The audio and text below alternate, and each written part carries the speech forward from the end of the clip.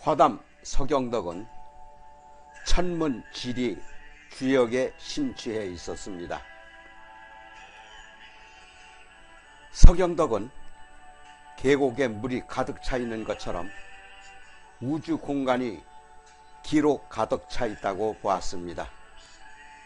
그러니까 한 군데도 빈 공간이 없기 때문에 부채로 어느 한 공간을 밀어내는 순간 밀려난 빈 공간으로 그 옆에 있던 기들이 쏟아져 들어오는 것이 바람이라고 생각했습니다. 그런 점에서 서경덕은 물리학자에 가깝다고 할 수 있습니다. 화담이 지은 하늘의 기밀이라는 시입니다. 벽에 하도를 붙여놓고 3년 들어앉아 공부를 했네. 혼돈으로 세상 시작되던 때 거슬러 보면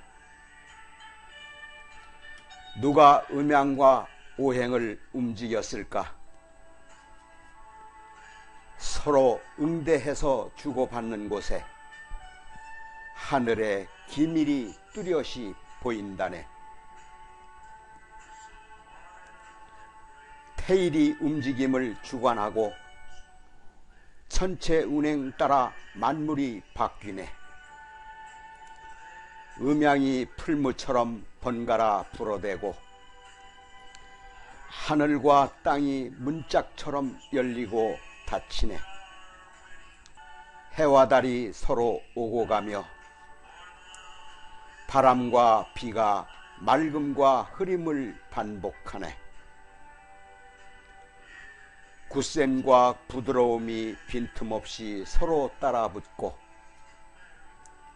떠도는 기가 어지럽게 불어대네. 형체 갖춘 만물은 제각기 모양대로 흐르고 이리저리 흩어져 온 세상에 가득하네.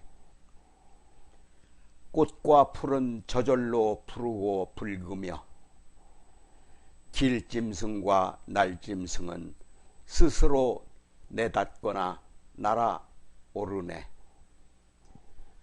누가 그렇게 시키는지 알지 못하니 현묘한 주제자의 일은 기밀을 알 수 없도다.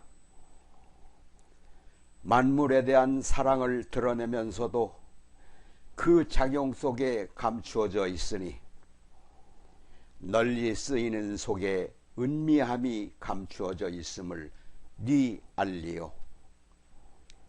보려 해도 볼 수 없고 찾으려 해도 찾을 수 없다네. 사물의 이치를 미루어 나아간다면 일의 시작과 끝을 희미하게 알 수 있으리니. 여기에서 아주 중요한 비밀은 누군가에게 몰래 알려주는 것을 천기누설이라고 합니다. 그런 점에서 국가기밀이라는 표현도 마찬가지인데요. 천기란 우주 자연의 비밀이나 그 조화 속에 담긴 신비를 뜻하고, 천기 즉 우주 자연의 법칙을 알면 깨달음을 얻는 것이고, 때에 따라서는 신선과 도사가 될 수도 있는 것입니다. 그런데 서경덕은 자신이 깨달은 우주 자연의 이치를 시를 통해 우리에게 말해줌으로써 천기를 누설하고 있습니다. 그렇다면 서경덕이 깨달은 천기는 무엇일까요?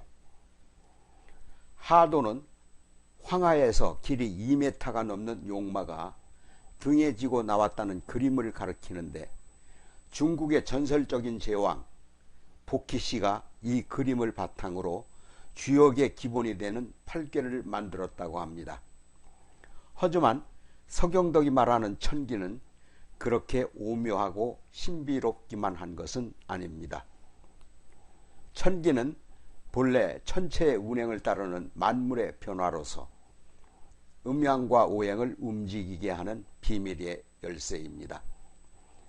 그러한 구체적인 변화가 하늘과 땅, 해와 달, 바람과 비, 맑음과 흐림, 굳셈과 부드러움이 서로 번갈아 드나드는 것으로 나타나기 때문에 복잡하게 느껴질 수도 있지만 사실 한마디로 정의하자면 음과 양이 되겠습니다. 이처럼 세상 모든 것은 서로 상반된 것들이 자리를 물려주고 받음으로써 끊임없이 변해갑니다. 그것이 바로 음양의 이치입니다.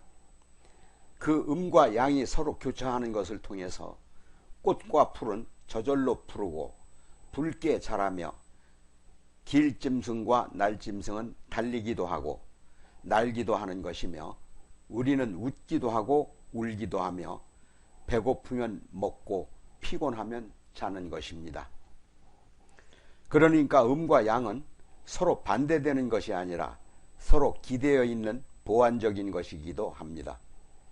그 오묘한 법칙을 보려고 해도 볼 수 없고 찾으려 해도 찾을 수 없는 것 같지만 사실은 사람들이 살아가는 일상 속에 들어 있습니다.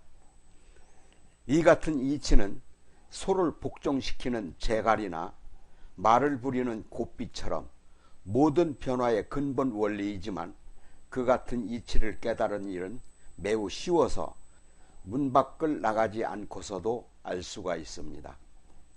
그러니까 서경덕이 우리에게 알려준 하늘의 오묘한 이치는 음과 양의 조화로 드러나는 기의 변화였던 것입니다.